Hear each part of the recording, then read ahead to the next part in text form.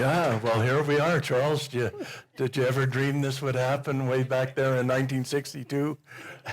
No, No, I no. only thought one week ahead. Yeah. So good evening, everyone, and welcome to another Fireside Chat at the White Museum. Tonight, my guest is Charlie Locke, a good friend with whom I have shared some memorable climbing and skiing adventures. Charlie is a climber and ski mountaineer of note and has put up a number of really fine firsts to his credit in this part of the world. He is also one of the first born in Canada Canadians to be certified as a mountain guide. But most people know Charlie as a businessman, the owner of the Lake Louise Ski Resort. So tonight, Charlie is going to share some of his stories of adventure with us. Welcome, Charlie.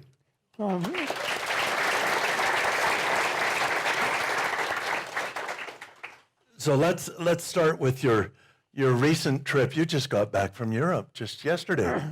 Yes, I was at the World Ski Awards, which is sort of the Oscars of the ski industry.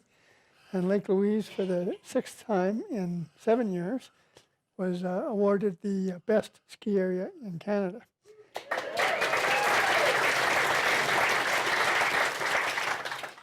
And a bit more impressive, at least for me, I said, what's a guy like me doing in a place like this? But Lake Louise got awarded one of the top 3 ski areas in the world as well for the 3rd year in a row. Wow. Fabulous. And you're coming up I guess this weekend to the World Cup race. This weekend is the Men's World Cup. The ladies is the weekend after. And in Europe, of course, skiing is a big deal.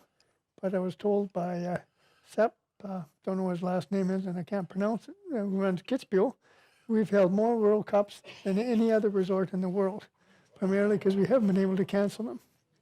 Wow. Well, that's the present. Let's go way back into the deep past. Yeah. Your family, you go back a long ways in Alberta. Your family homesteaded? Yes, on my mother's side, they came from Manitoba and homesteaded just east of Stettler in around 1904, and it was a pretty cruel winter.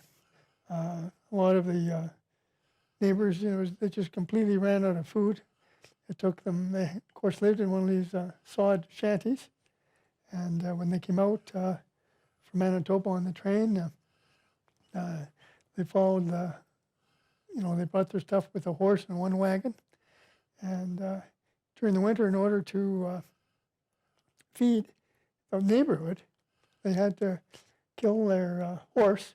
Well, my great uncle Basil went into Stettler to come back with a bag of wheat to feed the neighbor, and that took him 2 weeks. Yeah. So you have roots. You have the roots in this part of the world. Yes. And you grew up in Calgary yourself? Yeah, I grew up, yes, in Calgary. And, down in Elbow Park. In Elbow Park, and, across the street from my good friend Donnie Gardner. And he's probably he is the one who got me started in mountaineering, because his father, Smitty, was a good friend of Hans Moser. And of course, I was a young guy and easily impressed then, and I'm still easily impressed. But that's sort of where I got my first interest in climbing, and from Donnie's older brother Jim and his friend Peter Spear. And Peter's in the audience tonight. Hi, Peter.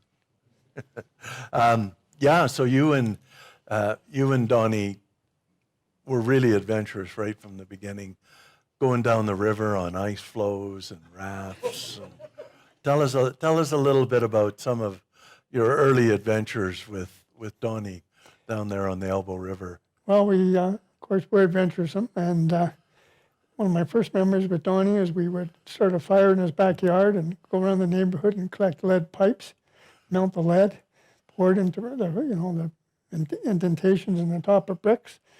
I don't think parents would let their kids do that these days. I think for my 12th birthday, I got a hatchet, and we went upriver to the country club, and just below the country club in Calgary, there's a whole hillside full of trees. So I took one of Jim's old climbing ropes and made a raft and floated down the river.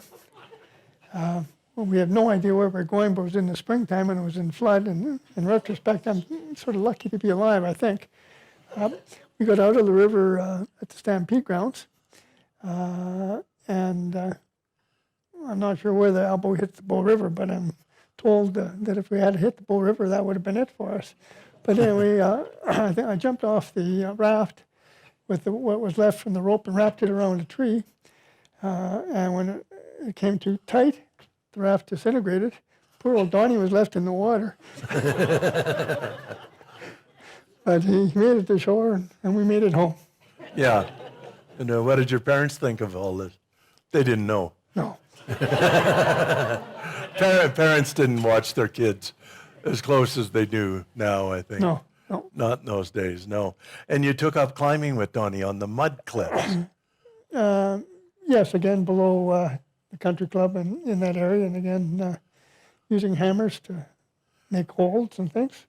So I think, didn't you tell me once that you took hockey stick handles and put spikes in them to make, like drilled a hole and put a big spike in it? Didn't you do that? Or am I imagining? Maybe I'm imagining. I think it might be, or that might have been one of Donnie's stories. It could have been. It could have been. And you made ice screws out of wrought iron rebar.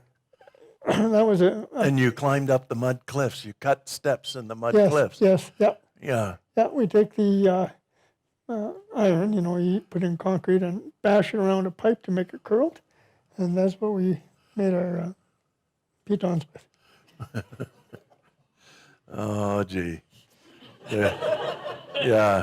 No, we met at that time. You went to Central High School, and we played football against each other. Probably yes, yeah. That's about the time when I met you, Chick, and that's almost 60 years ago. I think so, about 1961, 62. Yeah. You played guard, didn't you? No, I was corner linebacker. Oh, you were a corner linebacker. I think maybe I was a guard on the offensive team. Okay. But it wasn't very good. Yeah. Well, I don't think any of us were very good, but that didn't matter. Yeah. And then where did you start climbing? How did Where did you go? Did you go to Yamaska first? No, going way back, that was with Donnie. We used to climb around his house. The drip caps over the concrete. We'd walk, put our feet on those, and pull up on the siding, and see who could get the furthest without falling off. Okay. And on our first climbs, well, of course, kids always climb, as you know. I mean, most of you have had kids, and they sort of climb by nature. But we had a summer cabin at Owasso Lake, and when I was younger, we walked up a few of those. But my one of my first climbs actually was the winter traverse of Mount Rundle, one of the first ones I can remember. Okay, yeah, 1964. Yep, we started cranked up my 1934 Ford, which you had to crank to get started, and headed up the mountains. And I'd gone to Brian Greenwood's basement and bought a little bit of equipment. Didn't know how to use it, but I'd read Gaston Ray-Buffat's books, so I was an expert. Yeah. And you started at the Canmore end in 1964 in December, I think. Yeah, it was very cold. And for someone who didn't know how to climb or even use his equipment, we'd gone down the street and got some of our equipment off of a fellow called Brian Greenwood, and he used to keep an assortment of climbing gear in his basement, and I bought some knickers and an ice axe, and I can't remember what else I bought, but probably not very much, and away we went. Yeah, and you told me the story about you spent a couple of nights up there. Yes. You had to sit on a ledge overnight, and in the wintertime in December, and you took your knickers off that were soaking wet from all the snow. All the snow, and as I said, it snowed about 15 or 16 inches. But again, tricky. We didn't know how to climb, and so other than what I read in Raberfat's book. But we take our ice axe and I'd run it up and down the slabs till it hooked, and then go hand over hand. And occasionally you'd fall off and go poof into the snow, but you try it again, and eventually we got up and bivouacking. We had a bivouac sack, and I, for whatever reason, took my knickers off and sort of used them to insulate my body from the snow. And I got up in the morning and I couldn't get them back on because they were just frozen like a 2x6. Okay, now what do I do? So I eventually figured out that I took my piton hammer and had to pound them round And then you could pull them on your legs. so I could get them on. Yeah. Yeah. And you, before you got to the end of the traverse coming down towards Banff, you cut down into the valley down Yeah. avalanche slopes. Well, we just said, what's the easiest way down? So, so what, like most of you maybe have been in the backcountry, and by now after climbing, it was my third day climbing. I was an expert, and so we'd start down the snow and we'd start these slough avalanches. So we'd hop on the back of the avalanche, and we really went quite fast. And then we'd go over 4 or 5 foot cliffs. And so we decided we have a new name for that technique of getting off the mountain. It's called hard assing. And as soon as we felt the snow really building up on our back, we'd roll off to the side, wait till the end of the avalanche, and jump on again. So it took us about maybe only 10 minutes to get from the ridge on Rundle right down to the Spray River. Yeah. Yeah. And you didn't get carried away by an avalanche. Well, no, the avalanche led us. As Yeah. I said, we just kept 2 or 3 times we rolled out, jump on the end again. Anyway, that was, and I tried to teach that when I was taking the guides course, and they wouldn't buy that. Good. Good. And you discovered cross-country skiing in there somewhere. Did Donnie introduce you to cross-country? Yes. Again, he was a big influence in my life, and we used to go cross-country skiing basically most weekends and racing, and we train along Premier Way. Yeah. And we're almost as poor as church mice. I mean, I had 2 boots that a fellow called Franz Doff gave me, and 2 skis, but different lengths and different widths. And but that's what we trained on, and I wasn't very good, so I think Donnie just took me along for someone to pass, He took you along because you had the car. Yeah, that's probably it. Yeah. You had the car, the 1934 Ford, that the windshield wipers didn't work. Yeah, no, that was another story. Is that we also had a dairy farm, and we got a piece of binder twine or baler twine and hooked onto the windshields and put it inside each side window and tied them together to get the windshield to work so we would steam back and forth.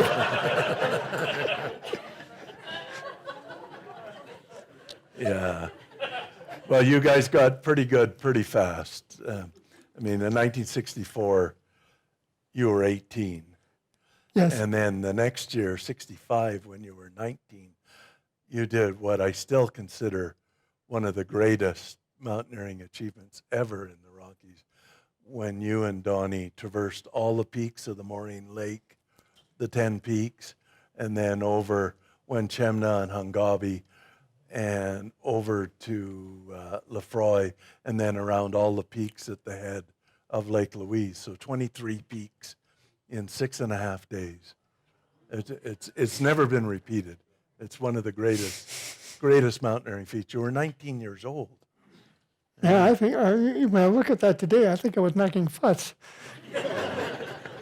But anyway, we did that, and it wasn't really that hard. I mean, a few very difficult pitches, but I just sort of trotted along. And You were just trying to keep up with Donnie. Donnie was very fast, but I remember sleeping in the Marine Lake campground. And those days we had little square lamps with a real candle in it, and we, walked up during the darkness up to the ridge on Mount Fay, and away we went. Or Mount Babel, rather, and away we went. Yeah.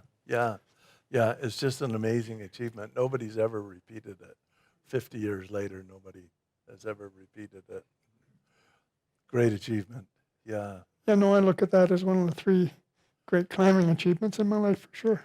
Yeah, that's certainly one of the best, and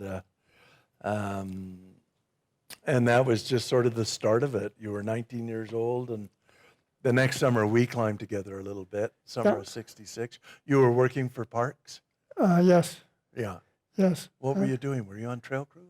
Yeah, I was on the trail crew, and 3 or 4 others, and it was really one of the best jobs I've ever had in my life, because the wardens used to tell us each day, give us a different trail to clear. So I learned about how to use a chainsaw, and the warden said, don't show up till 4 o'clock. So we used to get the trails done in a couple of hours, and then we go climb a mountain and come back, make sure we were at the trailhead by 4. Yeah, yeah. And one thing that I vividly remember is we were clearing a trail by Emerald Lake, and I was a bit of a jokester then, and even in those days, there's the tour buses with all the old white-haired people jumping off the bus. So I took my lunch one day, and I put it in the garbage can, and when the people were coming off the bus, I put my hand down and pulled out a sandwich and said, look what I found. Oh, Charlie. Oh, God. Yeah. So, well, that summer of '66, you and I climbed the North Buttress of Mount Stephen. Yes. That was a good climb. And Yeah, I think that's one of the classic climbs in the Rockies. yeah, Yeah. it really is. It was 6,000 vertical feet, 34 rope pitches, and we did it up and down basically in one day. Yeah. So it was a big, long climb. But your big climb that summer was the North Face of Temple with Brian, with Greenwood. Chick knows more about me than I do. I'm paid. I'm paid to know. That's my job. But Yeah, no, I knew Brian, and they needed someone to go with them on Temple. And I wonder if I was old enough to get in the bar, but I think I must have been, because I went to the bar the night before and planned the climb. And that summer I was working with Parks, as Chick said. And I agreed to go along with Brian and a fellow called Hans Call, and away we went. yeah, and you climbed the North Face. Sort of wasn't the first of the big North Faces. There was a couple that had been climbed, but it was one of the great North Face climbs. Yes, and that was again, Brian and I shared leads until the climbing got hard. Then he climbed first. Yeah, Brian was good. Brian was very good, yeah. Yeah, tell us about his house in Calgary and the dogs. Well, I used to babysit a little bit for Brian, and 2 big white dogs he had, and I can't remember too much about it, other than I got paid to play with his kids and play with the dogs, and go look down with envy at all the climbing gear in his basement. Yeah, And his house wasn't the cleanest house, even so. But anyway, that was his culture, I guess. And yeah. yeah. He was a role model. Brian was a role model. I wouldn't quite say a role model, but he was a big guy, and and of course he was well respected and pretty famous, and then I sort of learned that your heroes. I mean, even they have flaws. Oh yeah, Brian certainly had flaws. What about Hans? Was Hans Moser one of your heroes in the early days? Well, yes and no. I mean, I didn't know Hans that well, but we see him and talk to him, and he'd inspire us and tell stories and things. So yes, he was definitely, along with Brian, and some of the people from the Calgary Mountain Club, one of the people we looked up to, and we sort of they were heroes, and we were just little kids. Yeah, yeah, yeah. Good. So '66. Wow, big year for you. Oh, and then '66 at Christmas, you and I did Mount Hungabi in the wintertime. Yes. We climbed Hungabi in the Yes. winter. Yeah, that was a good one. That was a great one. Bivouac was a little cold, and sort of we made our way through the snow and up to the top. And but that was one of my most memorable occasions in the mountains in the last 60 years. And it was coming down off the Wenchemna Glacier under a full moon, and on our cross-country skis, which we'd stored at the top of the glacier. But when we looked back up, and our tracks were just a ribbon of light going all the way down the glacier. Just one of the most peaceful, quiet, inspiring moments of my life. Yeah, it was beautiful. It was a beautiful night. Yeah. And then I went back to Vancouver, and you and I were corresponding that winter because we were plotting the Great Divide Ski Traverse that winter of 66, 67. Yes, that was something that I think it was your idea, Chuck, or I'm not sure whose idea it was, but I think I was in charge. I can't remember even what I was in charge of, getting free stuff.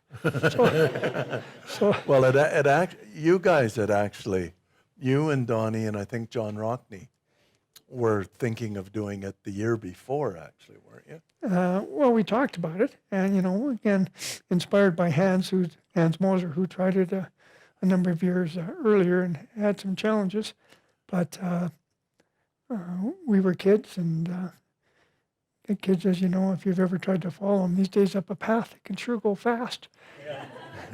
But we just decided to give it a try. It was a heavy snow year, and I think Don was in Norway that winter. Yeah. And we were in university, and Chick and I corresponded and sort of got the trip organized. We were pretty pure in those days. I think I talked to Star Weekly into giving us $500, but we eventually turned that down. I think Kelty gave us some packs, and someone else might have given us some freeze dry, but it was a pretty low budget operation. It was. Yeah.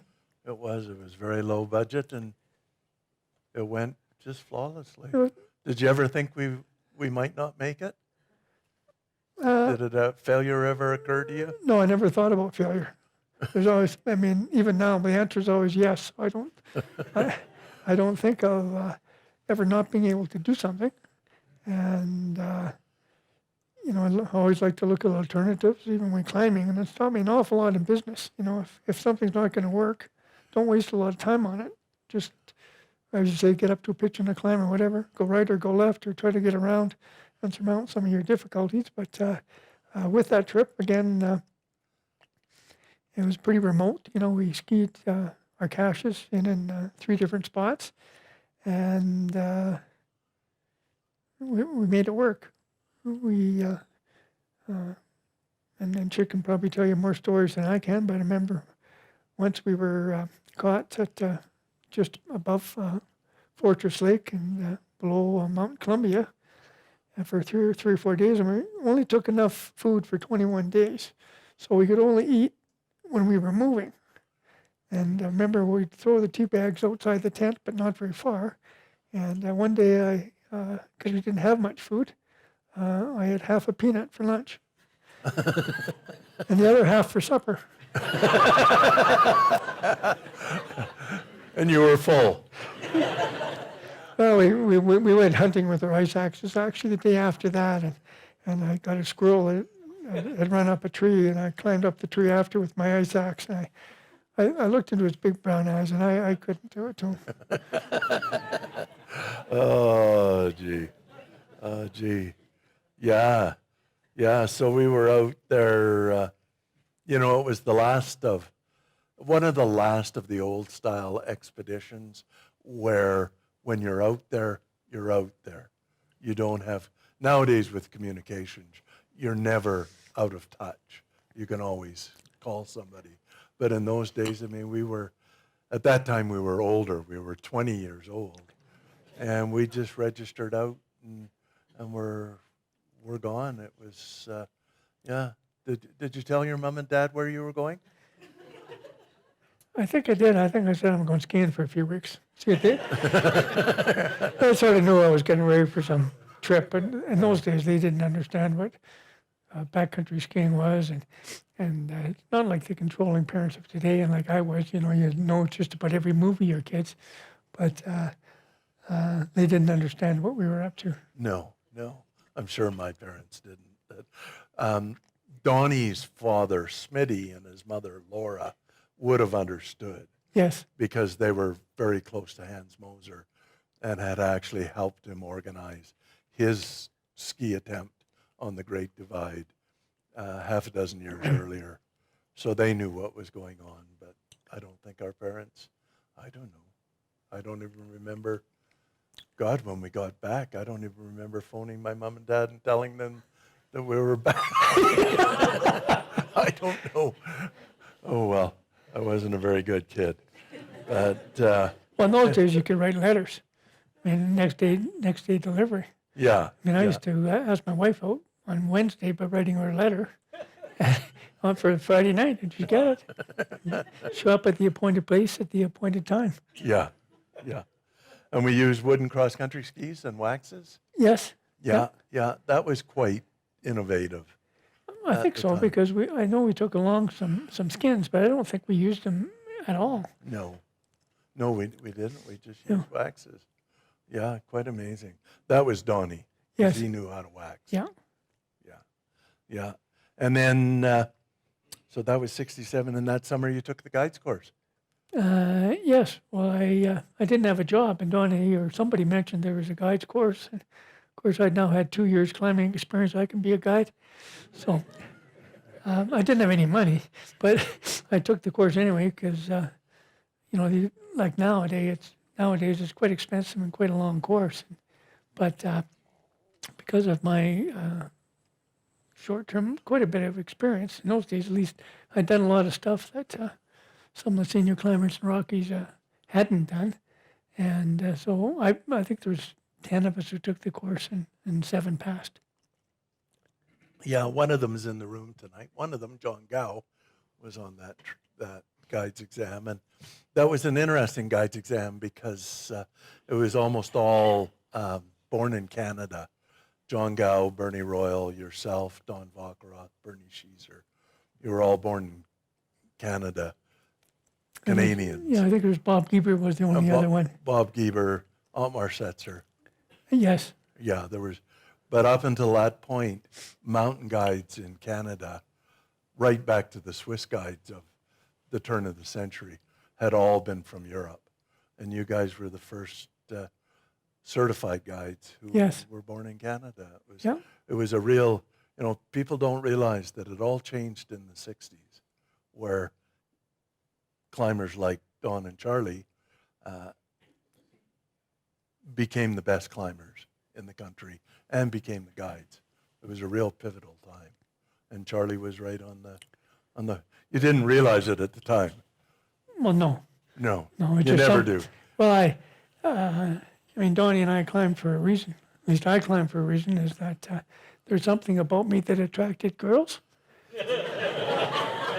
just like two other men. So we never had dates on the weekend, so we went climbing. Oh, gee. And then when you got your guide's license, you tried to sort of set up an operation at the Alpine Club clubhouse when it was up on Sulphur Mountain there. And you tried to set yourself up as a guide for hire, but can you tell us what happened there? Well, not really. No. Okay, you don't. Well, I was getting some business, not a lot, but of course you make more money in a day being a guide as in a week, doing other work. Because in those days I used to, and probably Peter Spear got me that job at the Continental Motel, sweeping the walks for 50 cents an hour. But anyway, after a while, Hans and a lady called Dorothy, Hans suggested that I be evicted. And not for not paying rent, but for taking what little business there was and guiding away from Hans's outfit. But I used to work with my notes and, big sign in the window. And I'd get I'd be working at least 3 or 4 nights a week teaching climbing, and the odd day going out. Yeah, yeah, good. So you did a little bit of guiding work, and you graduated the next year with a degree in commerce. Yes. Yeah, so you probably went to work pretty quickly after that. But there was still a few more climbs. Winter ascent of Mount Victoria in 1968, first winter ascent. And you tried it the year before and had a horrible bivouac. You spent a night out in the wintertime on the south summit of Mount Victoria. And that's one of the other memorable experiences was climbing it with the winter before, and I had 3 or 4 of us, I can't remember exactly who, Eckhard Grassman, who was a professor at the university, and myself, and I think maybe 2 others, Donnie Gardner maybe, maybe not him, but anyway, we got up to Abbot's Pass, and it was about 4 o'clock in the afternoon, and starting to get dark a little bit. So for just as a joke, I said, well, that's okay, guys. Let's go climbing. And everybody took me seriously, so they all loaded up their packs, and away we started off to climb Victoria. Late in the day, we did have a bivouac sack. Eckhart Grassman didn't, but anyway, he got in the sack with us, and I think it's one of the few times in my life I've actually been in shock from lack of air. So as soon as I stuck my head out of the sack and my head cleared and whatever, but that was a cold night. Yeah, and Eckhart only had a blanket. Yeah, he just had a blanket that he got from the hut. Yeah, it was a sleeping bag. Didn't you Yeah. have a sleeping bag? No. Yeah, and you're on the south summit of Mount Victoria. Yes. Yeah. And probably in February or whenever it was. Oh, gee. Okay. Yeah, and then you did more winter climbs. You and I and Murray Toff climbed Stephen in 71 in the wintertime, Mount Stephen. Yes. Yeah. Yeah, that was pretty uneventful, actually. It just went sort of nicely. No, I think other than sort of chopping our way through the cornice at the top. But, Yeah, it was, I think we were actually pretty organized. And then for your last really big trip, you went to Mount Forbes in the wintertime, way back back on the Mons and Lyell ice fields, way back in, a couple of days in. Yeah, and I think you did that with Jim Tanner and Bob Saunders. Yes, Yeah. And that was a fairly cold trip as well. So anyway, it was pretty uneventful. And Chick talks about all these first ascents, but the reason they're first ascents was that nobody had ever done them. They weren't necessarily that hard. Yeah, nobody had really thought of doing them. Yeah. No. Yeah, but anyway, I got back from that trip, and I guess it wasn't really that pleasant a trip.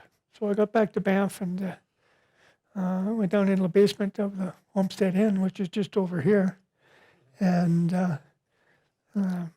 asked my wife, asked Louise to marry me. And that was 48 years ago. Yeah. And she's still putting up with me. Yeah, good.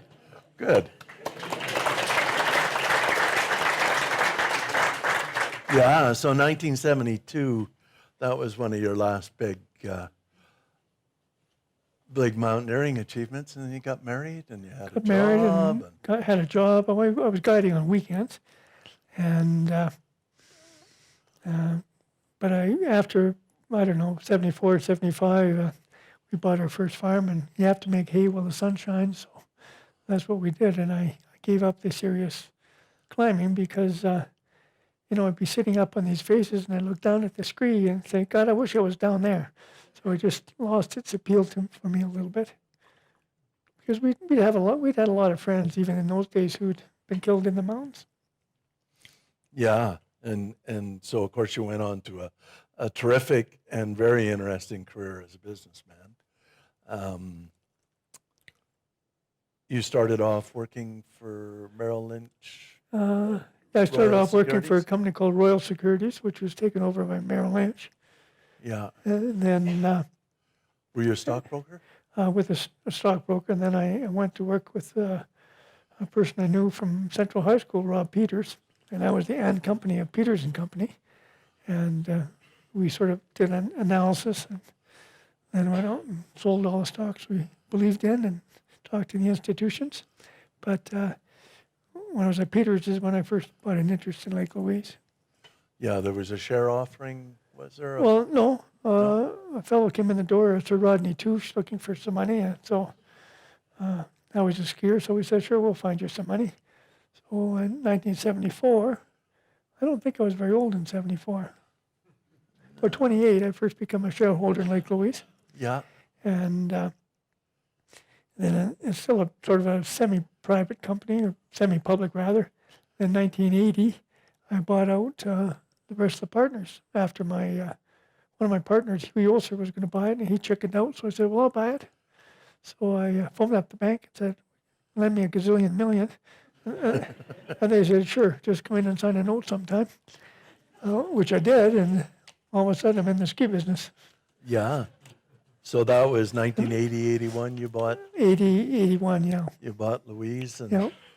as I remember, I think it was it $19 million? That was a lot of money. It was a lot of money, considering you didn't have 19 million. Yeah, I could hardly afford a lift ticket. You told me that it was all borrowed money. Well, but the company had $3 million cash in the bank, so that was my deposit. Oh, good. Oh, gee. I've got to quote you. This is a quote that I got from you years ago when I was working on a book. If anyone asked me what I do for a living, I'd say I was a gambler. I just love the game, and I love making deals. Do you still feel that way? Yes, I love the game and I like making deals, but I've got to where I am in life by trying never to lose any money. So the first rule when making any investments is, can I lose? And if you think you can lose, don't do it. Yeah. And I don't care if I make too much money or a lot of money, but the key thing is to be conservative. Yeah. So why did you buy Lake Louise? What did you? If you didn't have the money, did you just buy it so that you could ride the lifts for free? Well, no. One of my partners was going to buy it, and he chickened out because it was a semi-private company. And if any of you have been involved in business with small groups of people, they eventually don't like each other and start fighting and stuff. So a few of the shareholders were suing one another, and that's why Hugh chickened out. So I said, sure, I'll buy it. So, and I looked at the business. I mean, at that time, skiing was going quite fast.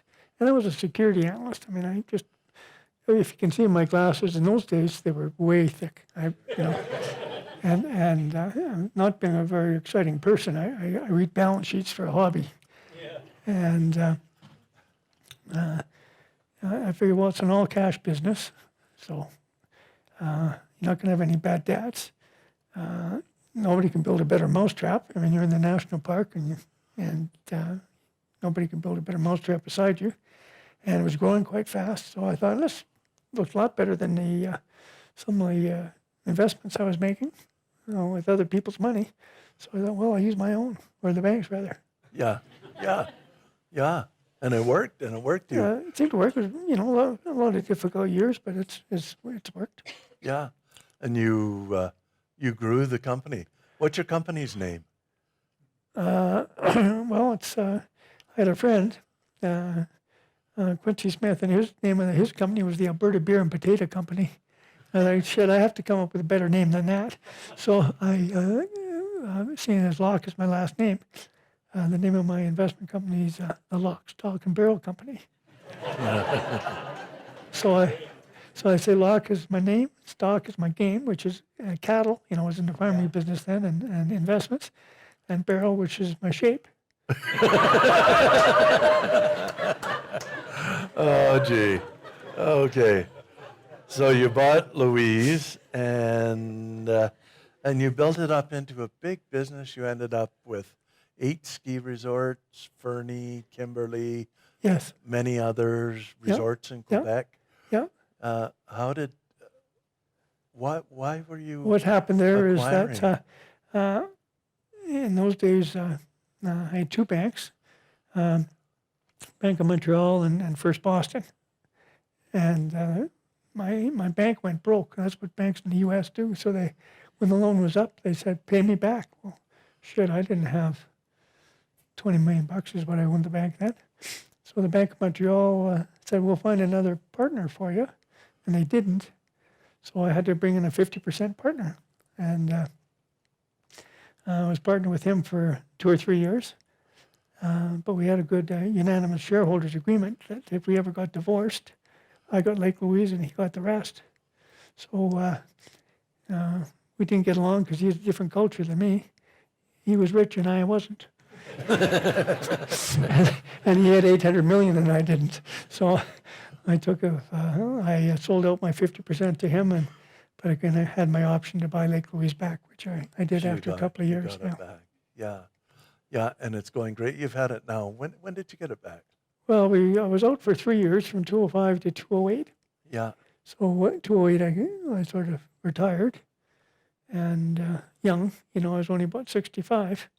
And then I retirement and bought it back. Okay.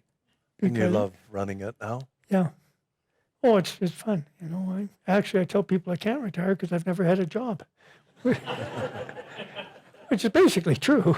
You told me you were very much like your dad. Yeah, my dad was in a lot of, he was like me, bought and sold stuff. And we had a dairy farm out in Springbank and different businesses. But yeah, that's how I got into the investment businesses. He was in the investment business. Yeah, yeah. And I've been trading stocks since I was 12.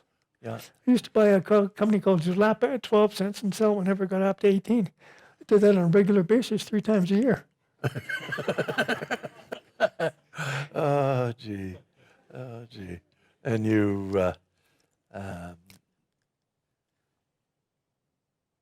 you're still ranching. We haven't talked about your ranching. The other stock. The other stock, right? Yeah, yeah. You've got a ranch, don't you? Yeah, that's one of my vocations, and we're northwest of Calgary, just north of Bearspaw. It hit my boundary 40 years ago and stopped, and now we have a bit of land, and I run a cow-calf operation and a small feedlot. Yeah. And that's what I've been living off of. Okay. So I got nothing to beef about. Yeah, and you've got this beautiful log home. Tell us about your log home on your ranch, where it came from. Well, one day I went skiing at Norquay, which was where people skied in those days. And on the way home, this was after I got married. I'd been married for about a year. And someone had come into my brokerage office and said that they knew of this house for sale in Banff. So I stopped and looked at it, Farrell Cottage. And the Farrell is when, I guess, King George in 1937, they stayed at the Farrell Ranch. But anyway, I bought this house for $2,400. And I still live in it today.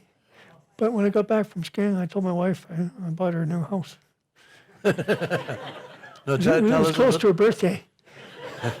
Tell us a little bit more about Farrell Cottage. It was out near Two Jack Lake? About near Two Jack Lake, and it was the cottage. And it was built by a spy for the British.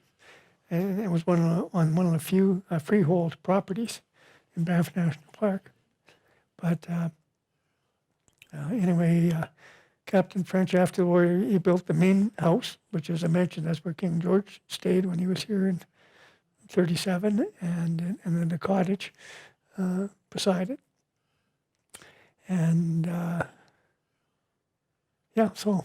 And French was this guy, supposedly the role model for James Bond. He was he was the role model for Ian, whatever his last name, who wrote the James Bond books. Yeah. Yeah. Yeah, he was a. And he was a spy, but he disappeared, without a trace, on the same night that the Fabergé egg disappeared from Calgary. So. With all the diamonds in it. I have no idea what was in it because I'd never seen it. But the story is that he had something to do with the disappearance of the Fabergé egg. Okay. So you've still got this house that you bought I for still have the house. $2,400. You To had go to in. get it moved. Yes? Yeah. Probably cost you more to move it than it did Well, to no, buy it. well, it was, by the time it was all set up on the ranch, it was, it cost me $10,000. To move it. Well, not to move it, but to move it and put in a foundation and rebuild the fireplace Yeah. and stuff. And you're still living there. Yes? Yeah. Yeah. And you got to see someday Charlie's house. You drive up the long driveway, and there's a couple of pumping oil wells right there. It's pretty cute. It's right out of Dallas. It really is. My status symbols in each pump 1 barrel a day. but I like about them, actually, they're working when I'm not. Because when I go to bed at night, I can hear the put, put, put of their motors. Oh, gee. So, yeah. Is there anything that we've missed, Charlie? We've covered most of your life and hit a lot of the high points. Anything else you can think of? No, it's been a pretty uneventful life for me. Yeah. We did actually just finish with the ski area, getting our long-range plan approved. Okay. And we started working on that in 1988. So it took 29 years to work our way through parks. But one of my principles in life is just never give up. And I think that's why, we did so well climbing. We just never gave up, yet we never took big risks. Yeah, yeah. And your what are the plans for Lake Louise now? You got Oh big gosh. plans? Well, we're going to basically increase the capacity by about 75%. We're going to build a new day lodge on the top of the gondola on Eagle Ridge. We're going to open up for the skiing public 2 new bowls, a West Bowl, which is to your left as you're going up Summit, and a place called Hidden Bowl, which is just above Halfway Hut on your way to Skokie. And, the ski market's been pretty flat, but hasn't grown. I'm not sure it's justified economically, but if I have $1 more than I spend at the end of the day, I'll be happy. And another thing that, maybe some of you have heard is you can't take it with you. So since I can't take it with you, I'm going to spend it on lifts.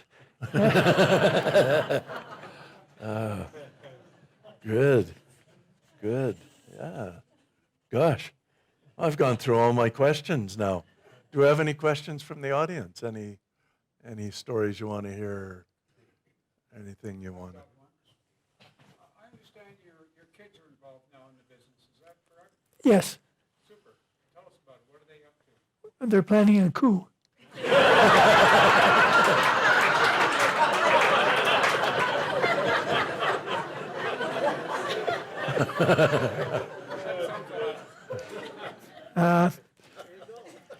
No, they actually they worked the required 5 years outside the company, and my older daughter was here, Kimberly.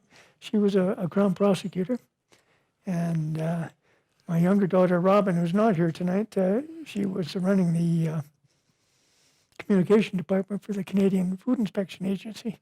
So while they both, having been risen by me, the ultimate entrepreneur, they both went to work for the federal government. But surprisingly, they both took a $100,000 a year pay cut to work for the ski area. Because if any of you have ever worked for me, or know people who've worked for me, an apt description is I'm ostentatiously frugal.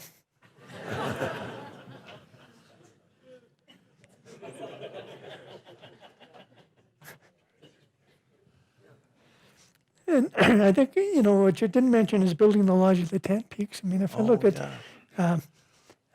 that's the log day lodge at Lake Louise. But if I look at my 10 biggest accomplishments in life, I think I would say that was one of them. Because, we built it primarily out, mostly 90% of materials taken off the ski area. And a lot of the rocks and stones we used in the foundation came from the farm, which my 2 daughters had to pick, and because our land isn't very good. And so no, it's I had many of your skiers know Temple Lodge, which is post and beam. So I said to myself, why can't I build a log and beam lodge? So that's basically what we did. And it's a beautiful building.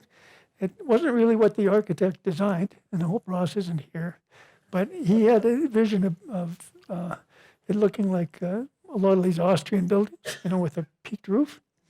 And and that's what we submitted to Parks. And they approved the lodge with the peaked roof, so there's lots of windows so you could see the mountain. So I was talking with a log builder, a fellow called Joe Burgess, in the old gondola parking lot. And we looked at the plans and took out I really didn't like the peaked roof. So what we did is we took out a 2x8, and he had a pencil and I had a pencil. We drew what we wanted the lodge to look like. Like we just cut the top off, joined a few of the decks, put those little two, whatever they're called, to let the hot air out of the roof, on the roof, and that's what he built. So at the end of the day before we were opening, Parks came up to give us occupancy permit, and they looked at the plans and looked at the building. And they said, that's not what we approved. but it looked so good, we'll just approve it anyway. So that's what he used. We designed it on the back of a 2x8. So Wow. and we've had fun ever since. Yeah. Good. Good.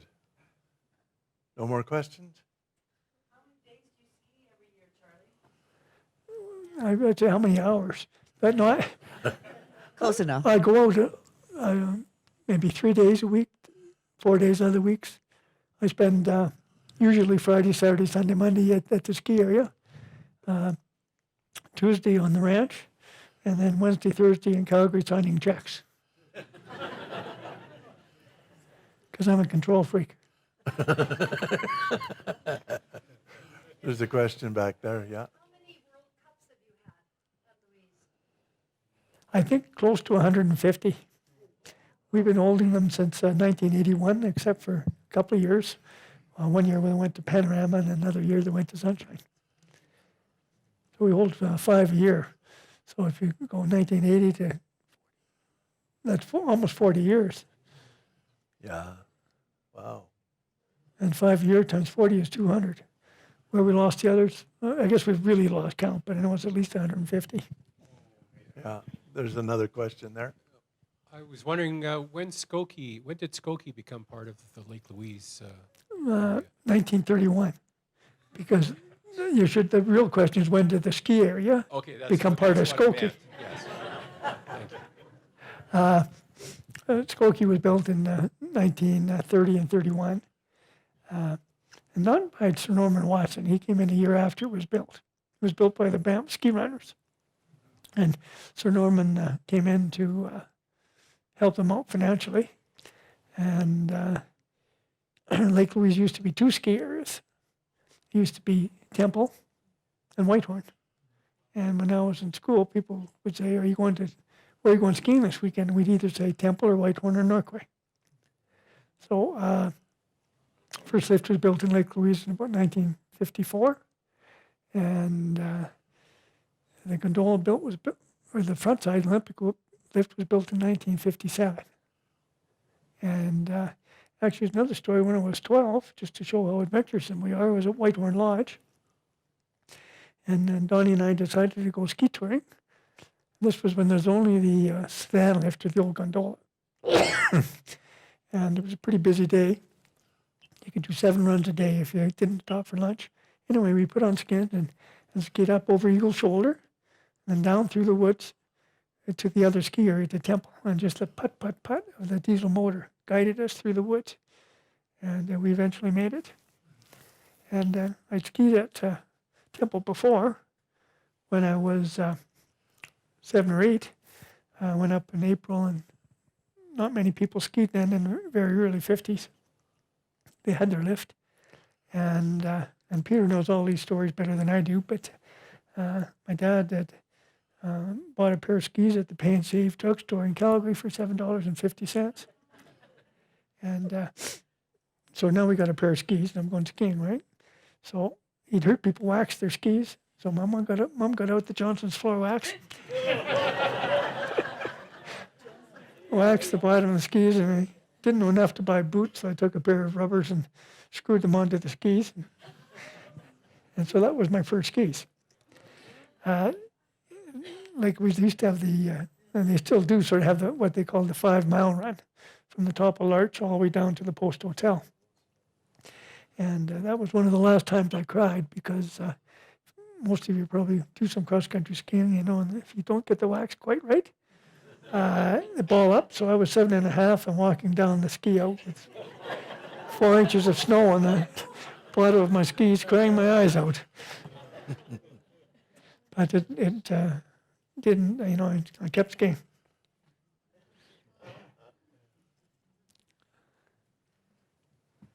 Okay, well, Charlie, you said it seems like you're very tight-fisted with money, but what's this about the party you put on for Chic and Kathy? Party, well, an empty lodge didn't cost me nothing.